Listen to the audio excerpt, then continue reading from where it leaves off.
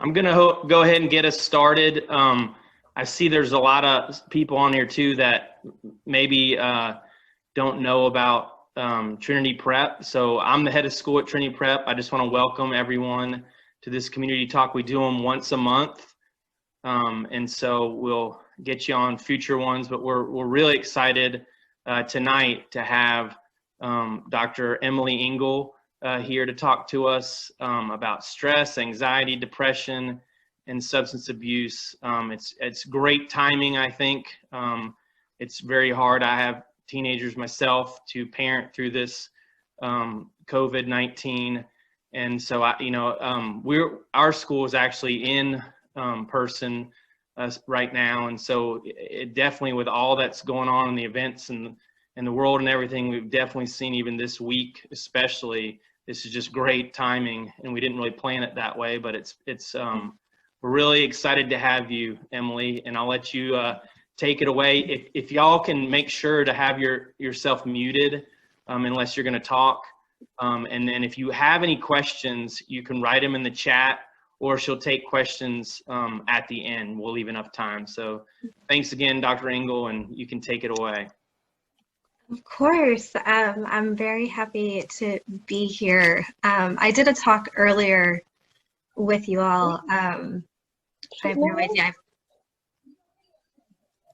Maybe someone's not on mute. I did a talk earlier on in COVID with you all, and probably like many of you, I've lost track of time, but it was definitely at the beginning. And I guess now this is more, we've all adapted to these kind of virtual interactions where, we're all staged. If you were standing next to me, you would see like a whole bunch of stuff in my bonus room all piled up as I've made my little corner here to work.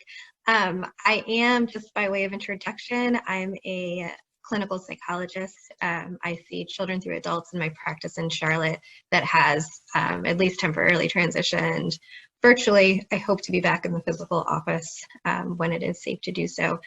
I specialize certainly in child and adolescent development, in trauma recovery specifically, as well as addiction recovery and treatment.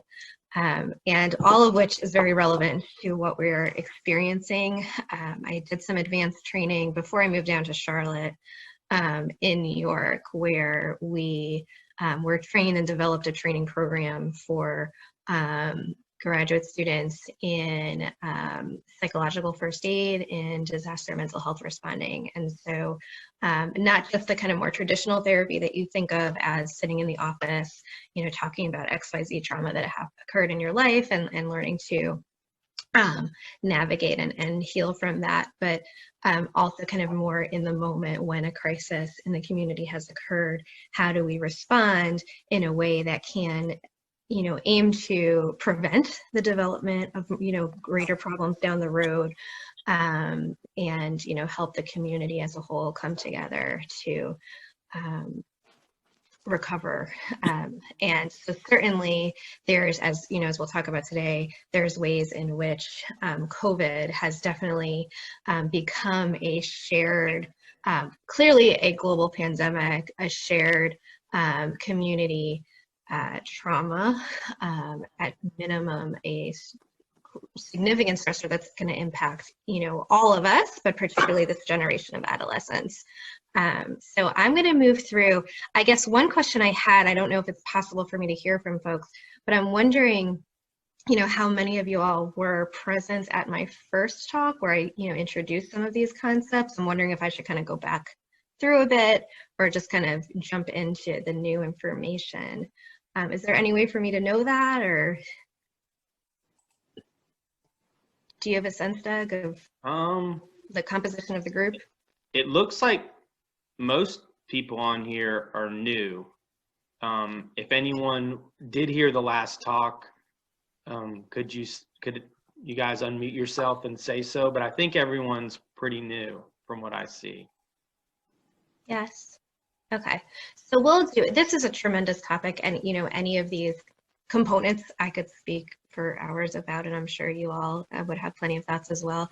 I'll just do like an overview and some introduction to the ways in which stress and trauma impacts adolescents. So, regardless of the era, teens report significant stressors and exposure to trauma. Part of it is kind of part of their development as you get to the teen years, right? You hear about kind of more risky behaviors that teens do tend to experiment with.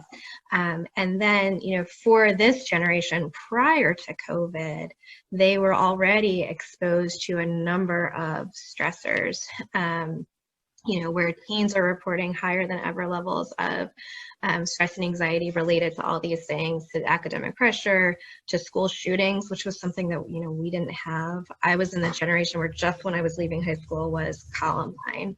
But otherwise, we weren't raised having active shooter drills, right? Or hearing kind of where the latest shooting was. Suicide, all these kind of different issues that impact adolescents, and of which they're very aware. Just kind of locally, by age 16, just under 70% of youth are impacted by trauma. When we, and that is in terms of sexual trauma, which is important to know, 1 in 4 girls and 1 in 5 to 6 boys by the age of 18 have been sexually abused or assaulted in some way. So, that's another kind of layer that's important to be aware of, and that could be its own talk. In terms of the COVID, right? So these numbers are constantly changing. Whenever if I need to talk about them, I have to, Google what's the newest numbers from the CDC, but we're at over 22 million in the US, I'm talking about, diagnosed.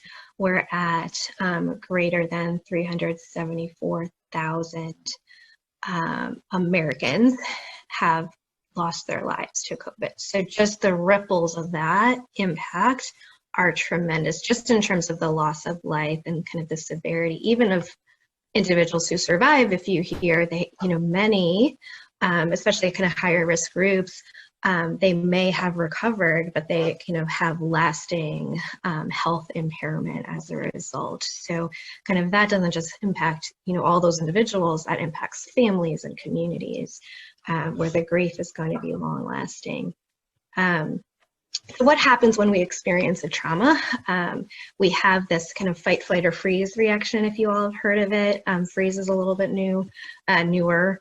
It's the way that our nervous system responds to stress or threat. We have this little kind of fire detector in our brain that signals danger and activates us, where we don't need the specific details of it, but basically, where we prepare to fight off the danger, to protect ourselves by getting away, or if all else fails, we feel kind of trapped, we freeze and shut down. Their effective responses when there is a real danger. They become problematic when you're in math class and you're feeling overwhelmed by some, cue. You have kind of like a false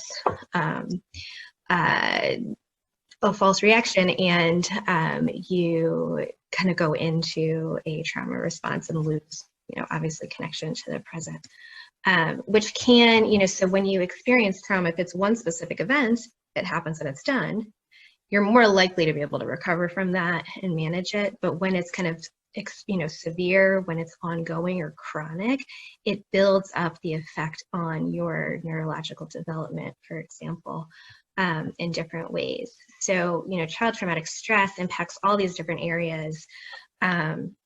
Kind of, again, traumatic event that can play forward in impacting learning. I'm going to go into this more specifically to COVID later, but impacting academics certainly, and then the emotional and behavioral will break down more, particularly in the areas of depression, anxiety, and substance abuse, which certainly adolescents struggle with considerably. And then your physical impacts as well. The fact that stress really does impact the nervous system, or the immune system.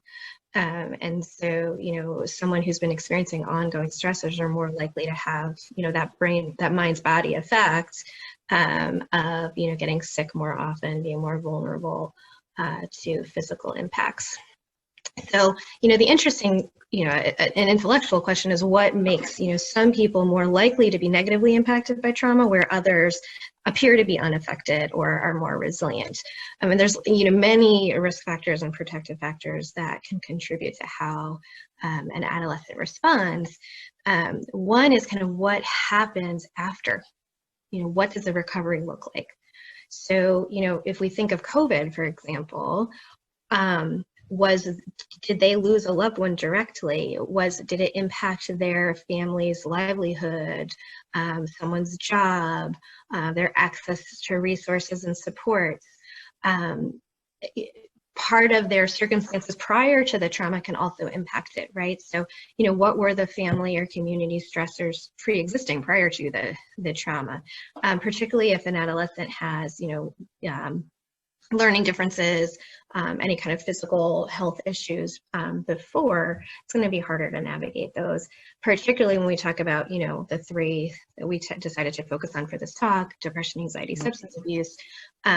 If you have an adolescent who already is experiencing those challenges, you throw on not just a one-time event, trauma of COVID, but kind of one of those chronic exposures to that type of stress, it can be harder for them to navigate it. And I'm certainly seeing that in my office, and we'll describe that a bit. And protective factors, how, it's really important for us to ask what helps people do well, right? Is community resources, is connection, is so key. Support, family resources, et cetera, and coping skills. So, the good news about that is they can be learned with access to supports. So I'm not going to go into all of this, it would take too long, but there's particular reasons why adolescents do, respond in the way that they do to trauma, because their cognitive development is more advanced than, for example, a younger child. They think more abstractly, they can kind of consider and conceptualize and ask questions about why is this happening. They can think about bigger systemic issues, how are we being protected? What do I believe about how the government is doing their job? All these other really complex and nuanced issues. Now they're kind of really grappling with them. And by the way, because adolescents feel like they're not going to want the input of their parents, right? They're going to want to figure it out for themselves. So there's this kind of hubris of being an adolescent, but it also leaves them a bit isolated, grappling with these larger issues on their own. They can also then struggle with kind of the, impacts of that and, risk-taking behaviors, the whole kind of combination of these issues. So what are we seeing? Obviously this is new, but what are we seeing in terms of COVID-19? I can, speak anecdotally, of course, to my practice and what I am seeing. The research, the academic research is new. It takes a while for research to, go through all of the hoops of publishing peer-reviewed, strong research. But what we're starting to see is that there absolutely is a very significant impact of COVID on adolescent development. So, we're seeing, and I'm seeing in my practice, just the impact of isolation, where developmentally a teen needs to connect with their peers, right? That is so critical to their development, to their identity formation, to navigating stressors. Suddenly, there are challenges to their ability just to hang out with their friends. And so that is really challenging. We're also seeing a lot of trouble with virtual school, which is, understandable. First of all, and I'm experiencing it, I'm sure those of you who are on a screen all day for work are experiencing it as well. You get cognitive drain just sitting in front of a screen all day. So, it impacts your ability to concentrate. You're going to retain less. You're going to be more distracted. You're going to be tired at the end of the day. It kind of impacts your mood when you're sedentary and just, staring at a screen. So that definitely can impact mood, as well as, again, the connection. So, these teens, I'm seeing them sitting in their room all day, in bed, on the screen. They're having trouble kind of making real connections with their teachers. They're having trouble connecting with their peers. They're not moving. So then they're not sleeping well at night because they're stuck in their bed. They're not really getting up and doing anything to make themselves tired. There's kind of behaviors for sleep that are important for people to learn. Getting out, being active, having good nutrition, having good routines and schedules are kind of out the window. They're up all night on their phone. There's kind of very little structure. And that all has an impact on mood, anxiety, etc. So it impacts motivation. They're just sitting, they're not getting vitamin D, they're not, there's all these things. Some of them are common sense, and as adults and parents, you can say, oh, just go outside, right? But it's not so natural given the circumstances. So what are we seeing? Loneliness alone definitely is associated with greater degrees of depression and anxiety, just the feeling of being disconnected. We are human, as humans, we are wired neurologically for connection. And when we don't have it, there's ways that impacts everything: our brain function, our mood, our ability to kind of be more resilient. So, loneliness is a factor that is tried and true throughout research, and I'm sure we're going to see more of that. Having trouble kind of using even existing coping skills. So I won't generalize and say this is always the case. I definitely have had many clients who, have even made light of things and said, I feel like I've been training for this because, they'd already been in therapy and they were already kind of learning skills to, deal with sleep and, connection and to regulate and self-soothe. So, they're saying, all right, this is hard, but I got this. But there's a lot who just feel kind of, at a loss, adrift. And even skills that they know work, it's harder to kind of have a discipline to use them and use them in a way that is effective.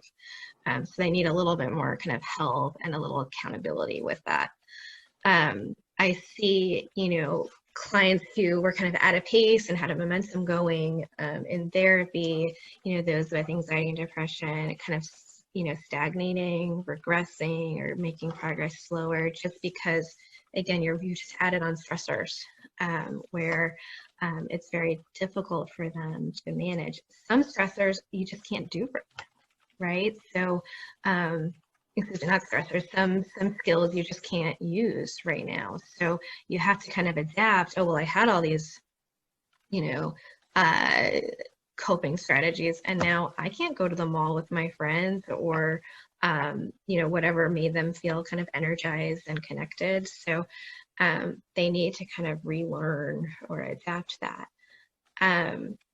A lack of resources to support. So again, if they're out of school and they're not kind of under the eyes of teachers and supports, is definitely a challenge. Those individuals who kind of, their therapy was discontinued, maybe, they felt they couldn't go into the office safely.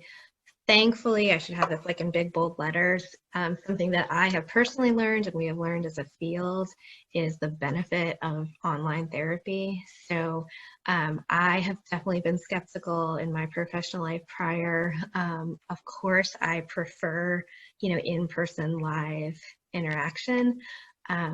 Yet, we've been forced to adapt just like everything else. And we've seen, and there's, research piling in supporting this, how effective it is. You're still seeing results.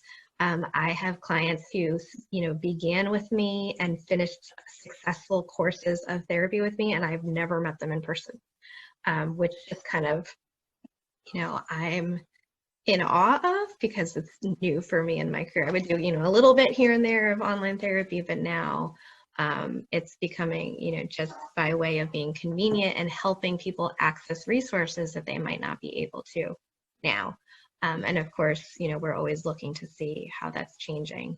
But so accessing supports, you see that, if you're watching kind of the public schools where there's, nutritional supports and counseling and just different services that aren't available.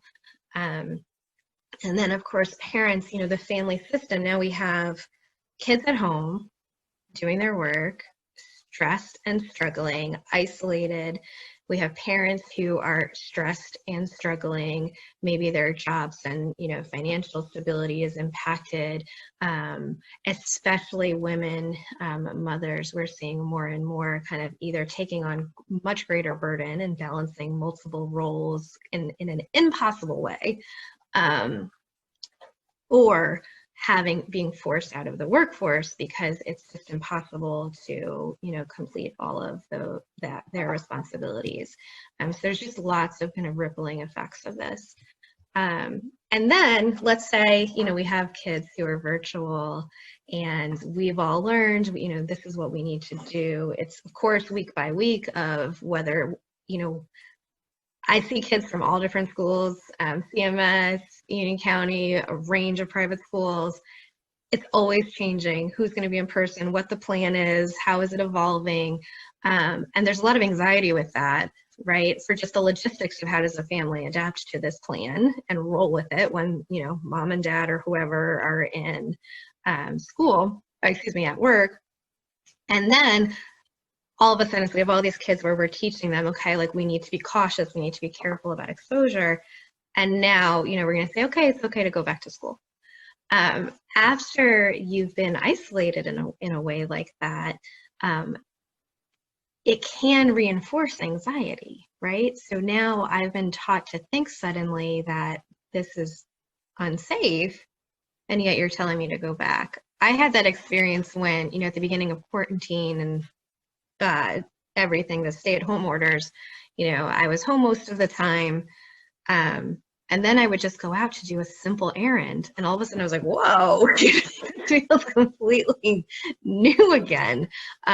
Your brain kind of calibrates, risk at different times, and suddenly, I hadn't been driving regularly, right? Like we all got money back on our car insurance because no one's driving. And when you do, face those risks again, there's something that you hadn't really kind of calculated.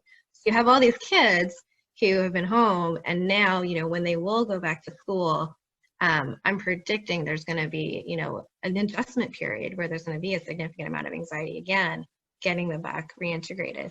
I have a lot of adolescents who have some degree of social anxiety who have kind of enjoyed the fact, short term, that they can stay home. Oh, I don't need to face that fear. I don't know to get over and manage. How do I connect? How do I deal with that? Anxiety, short term, they think, oh, this is great. I'm off the hook. Long term, when it's time to reintegrate, it's going to be tremendously hard for them. And I've, had some of them either go back or be in a situation where now I do need to interact live with people, and, their anxiety is, off the charts, experiencing panic attacks, etc. I realized I didn't include in here, but I wanted to speak to substance use as well, because of course, adolescence is a period of experimentation with substances, alcohol, drugs, etc. Children, adolescents, and adults, frankly, who have anxiety or depression are also more likely, there's a higher probability that they could develop an addiction.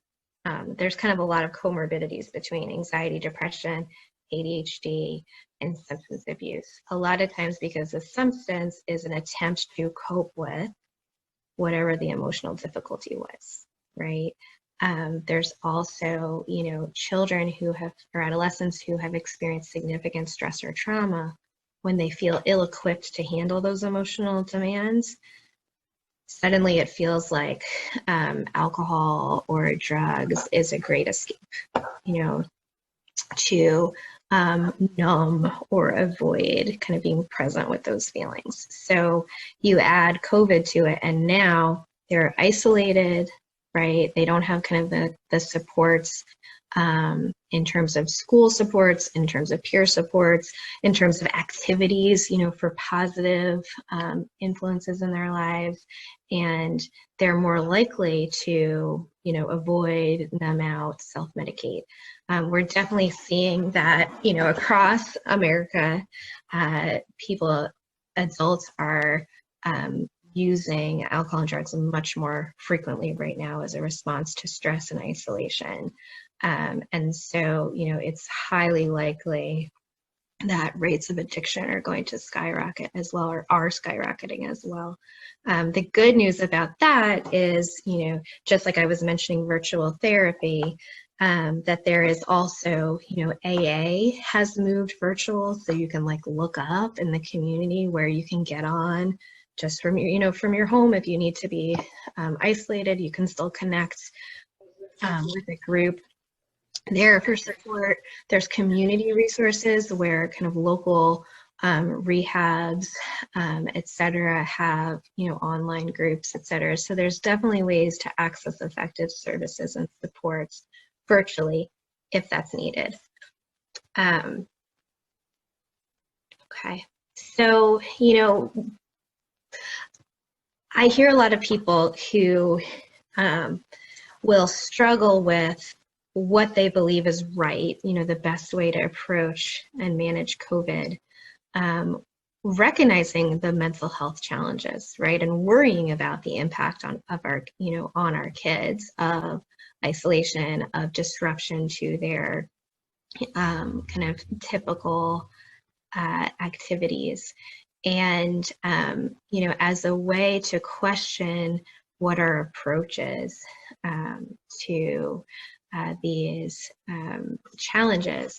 And what I would say is it's really a balance. It's kind of a both and situation where you need to balance the physical demands that, I would 100% support. We need to listen to the experts, right?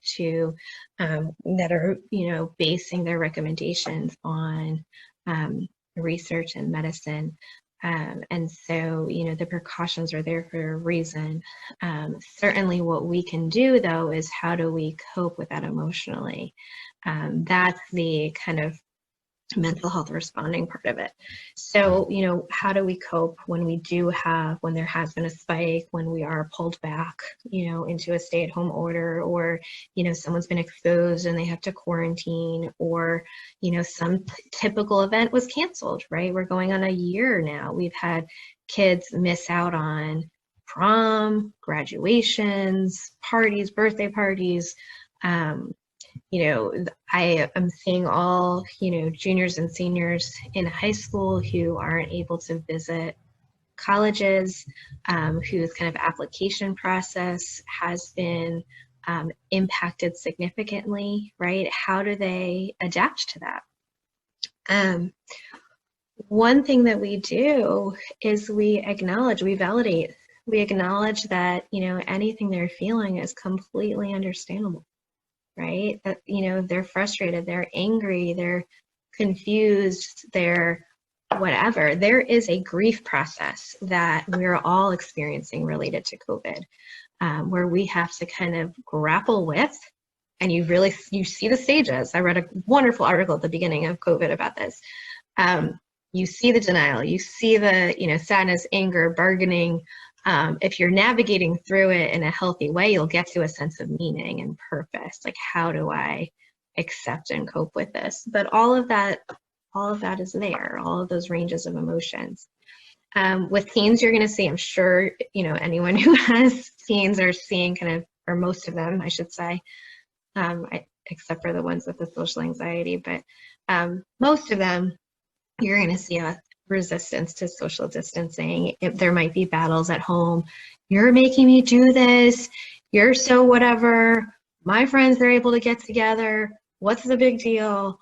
And it's for a reason, right? They're, like I talked about, how important their peers are to them. So it might be hard for them to comprehend. Their brains aren't fully developed until really kind of mid-20s, kind of consequences of my actions, etc. They might feel invincible. They say, oh, it's, you know, this is an illness that affects older people. It doesn't even affect me.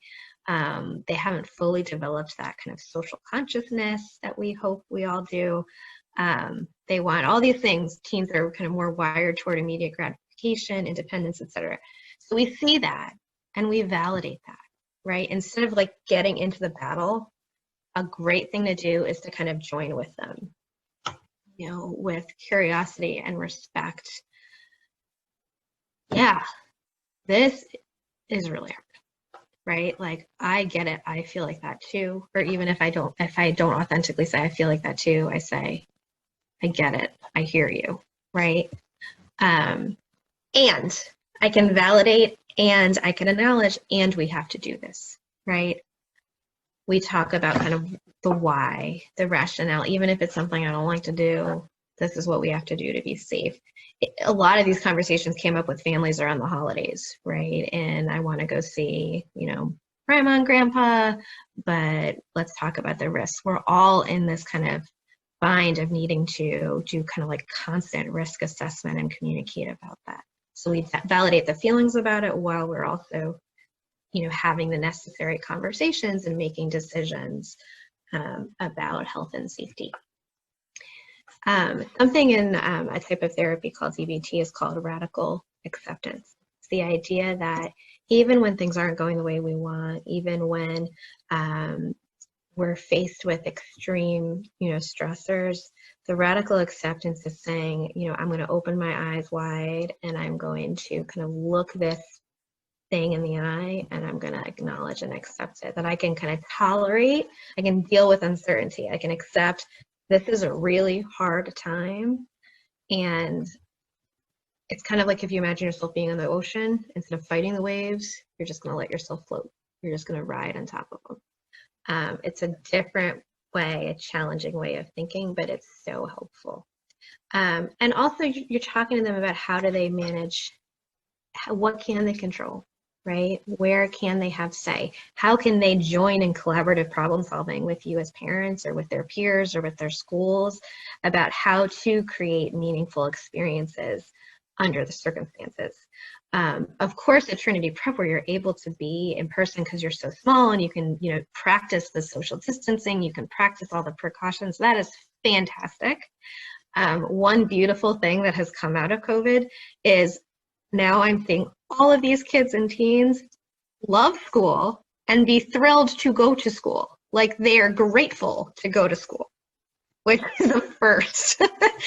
It's like such a unanimous gratitude among teens for school. So when they can be there and they can do it safely and they connect and they can be involved in activities is fantastic. If, you know, the piece of what they control, how can they navigate just, you know, smaller decisions with their families about, you know, exposure, about kind of making safe decisions, but then kind of finding ways to connect. So, you know, can they do like a bonfire outside with friends and be spaced out, or, you know, what can they do that would work for everyone and be safe? So kind of in different ideas, kind of a continuation of that. Let them join in and be creative about how they can do that. Give them space when you can, right? That this is a time where they need independence. They do need to connect with their peers. So even if it's harder for them to do that physically, that you're still kind of respecting their need for that. Model and encourage healthy routines. So this doesn't usually work if you just kind of like harp at them out of your own anxiety for seeing them in their room all day and say, you need to get out of your room, get out of your room, get out of your room. They're going to withdraw and resist. But if you can model it, like demonstrate it yourself and kind of narrate and talk about those routines and maybe kind of invite them into more, again, like collaborative conversations, they're usually gonna be more amenable to it, right? Like, what do we need? What does it feel like when you're in your room all day? What would help you, you know, feel like you can make a plan for getting some exercises, moving your body in some way? What works for you? I think I've been talking about that engagement in the community as you can, as it will work. Limiting exposure, certainly. There's so much, and this was before COVID anyways, but COVID, I don't know what to call it, the political kind of climate of the world. These current events, it's a lot.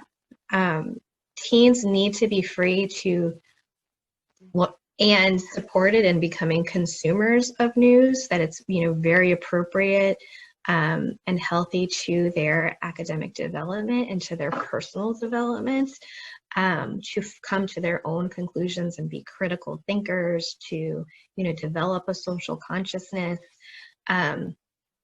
And you want them to be able to pace it so they're not overexposed. If you think about what I was talking about with kind of the nervous system being activated with exposure to stress, etc., we don't want them just constantly up here, just like as adults, being constantly up, consuming and following everything. We really want to be able to kind of come down and have kind of moments of reflection and self-care, etc. So kind of, limiting it, having conversations about what they have been exposed to, helping them to understand how to identify reliable sources is definitely a good idea and something that you can partner with school about. Practicing gratitude and celebrating achievements. So gratitude is so helpful.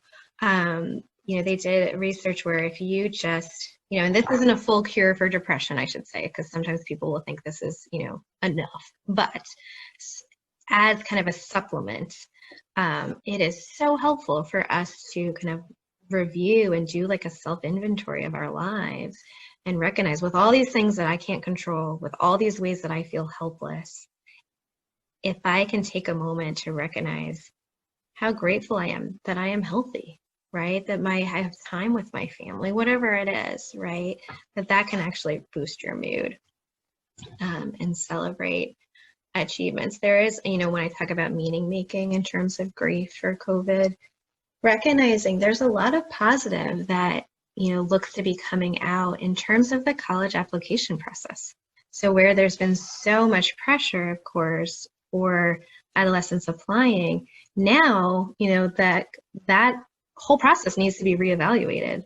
Admissions officers need to be more understanding and accommodating when, were students able to take standardized tests? How much weight are we going to place in that, or place in their GPA, given that, this semester was a global pandemic, right? How else might we get to know potential students? How might the potential students get to know us to see if, that would be a good fit? And when I work with my clients, I'll talk to them about that so that they think very actively about, their whole well-being of what is the best fit for them. What are they looking for in terms of a, after post-high school experience? Practice mindfulness together. So another really nice thing about kind of all of this coming together now with COVID is there's apps everywhere for mindfulness. It is very popular. It's hard to recommend a specific one because they just proliferate, but being able to slow down, mindfulness is about being kind of present in the moment, in your mind and body experience, can be very calming and soothing. And definitely, when you're taught how to do it, especially maybe with a therapist, in an effective manner, it can reduce depression, anxiety, etc. Even substance abuse tends to be kind of the avoidance of being present in my own body. So when I am in my own emotional experience. So when I can learn tools to do that, I'm less likely to need to try to escape through different means. I talk a lot about how you can take care of yourselves. And this applies to any type of caregiver, parents, school staff, etc., frontline workers, absolutely, mental health providers, that there's this kind of vicarious exposure. So, speaking as a psychologist, there's been in my career, there's been times where I've responded to a community trauma that doesn't touch me personally, right? So, there was some traumatic event, an earthquake or a suicide or whatever, wasn't in my own sphere, and I go and I serve and I help people kind of navigate that. This is different because, we are all living it together. And so when you are in somehow a supportive or caring role, and yet you are simultaneously experiencing the same thing that person is, you're trying to support as experience, it is critical that you take care of yourself, that you're able to, metaphorically put the oxygen mask on yourself before you put it on the child or the person next to you. You will not sustain. Especially with COVID, we have learned, I remember at the beginning of this, people talked like it was going to last a couple of weeks, right? Clearly it did not. Now we're 11 months in and vaccines are coming and we feel hopeful. And yet, I'm still hearing that in order for enough people to get vaccinated and herd immunity to build up, it's going to be a while, right? So kind of how do we adapt our own coping for the marathon? If you're noticing yourself developing, some of these signs of kind of being irritable, being exhausted, impatient, numb, detached, all these things, if I were to poll everyone, I'm sure we all are feeling components of this. It's chronic stress and trauma at a global level, right? So I have to kind of check in with myself and be compassionate with myself when I am completely exhausted and raw, and remember like, oh, right, this is a global pandemic. Sometimes our culture, we're kind of driven toward evaluating ourselves based on our productivity and everything else, and kind of being compassionate with yourself, being aware of your own thoughts and feelings, acknowledging and validating your own experience, and then practicing kind of how you take care of yourself, how you slow down, how you practice being present, etc. It's going to be good for you. It's going to sustain you, and your teens, your children are watching. So it's teaching them through example, which is always more effective than telling them what to do when you can model it. This is just talking about kind of different ways you can do that in taking care of yourself, connecting with others, healthy lifestyle, much of the same that we have discussed already. I think COVID has been a wonderful opportunity to connect. When I said we had to kind of adapt our self-care or coping strategies, that many were not, the interpersonal, in-person activities haven't been available as much. People are developing all kinds of interests, baking and crafts and things like that.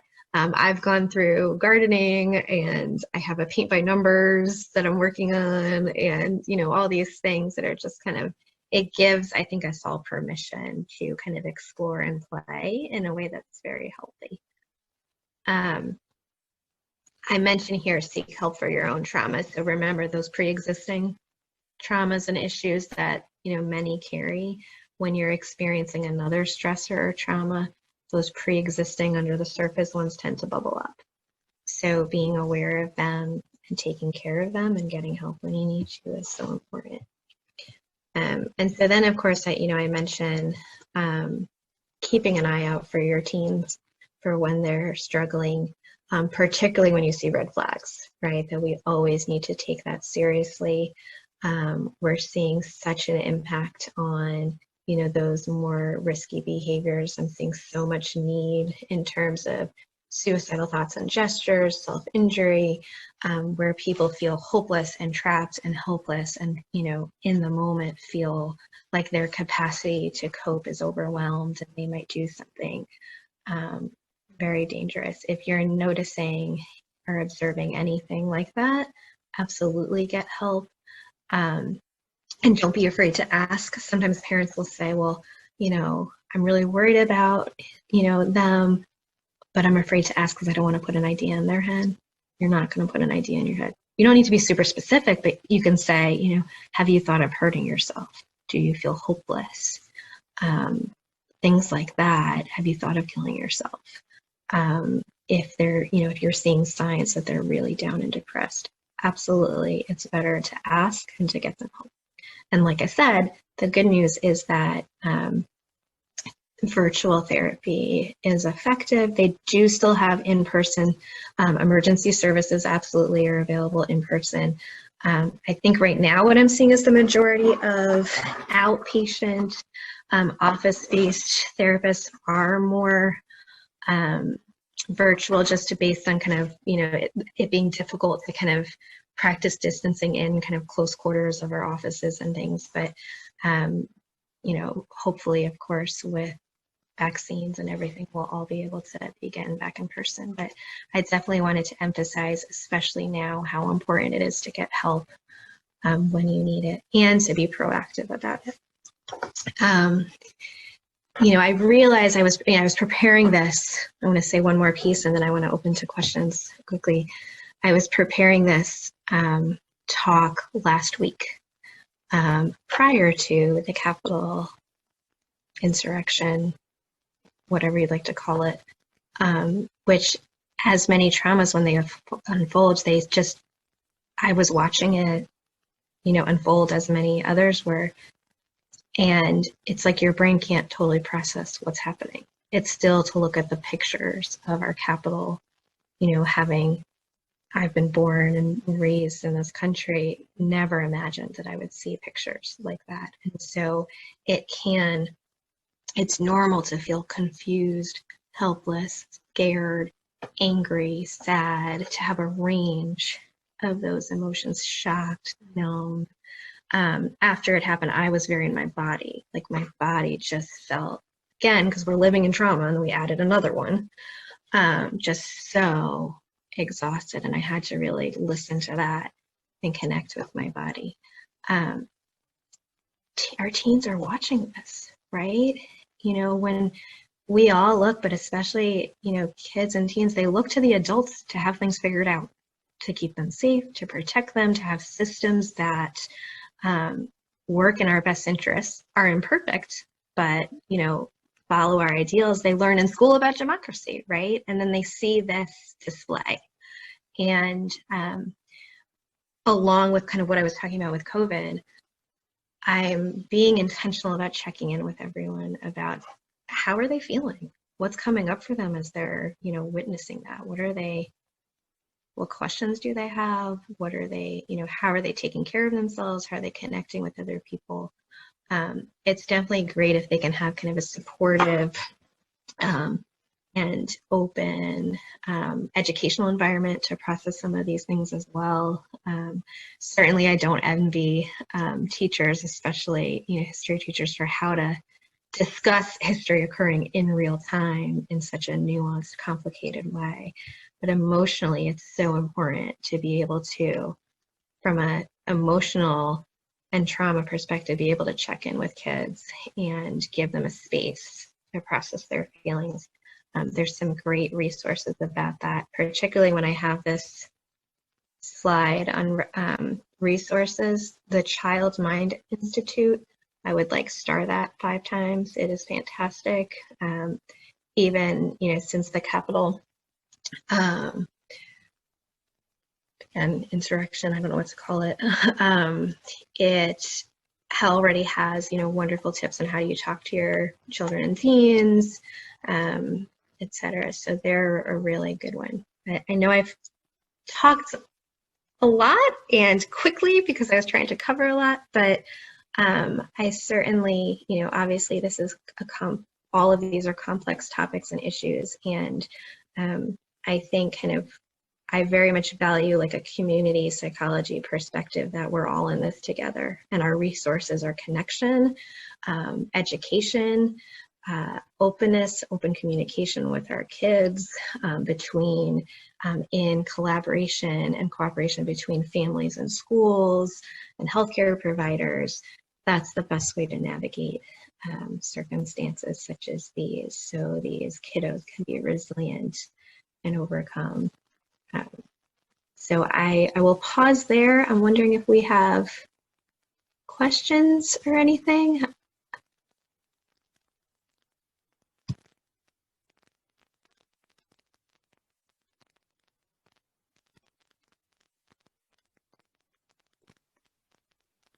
There's nothing in the chat, but if anybody has something that they want to write right now, or if you want to unmute yourself and ask Dr. Engel.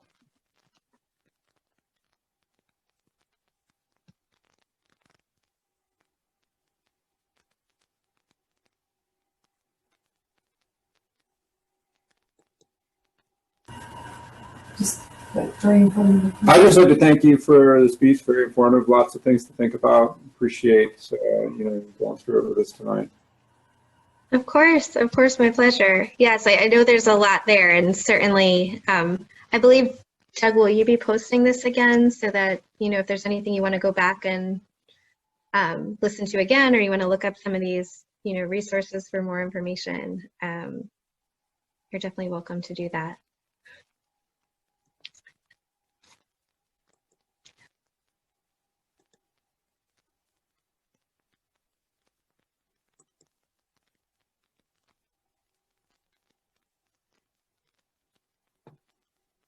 All right. Well, thank you very, very, very much, Dr. Engel, for doing this for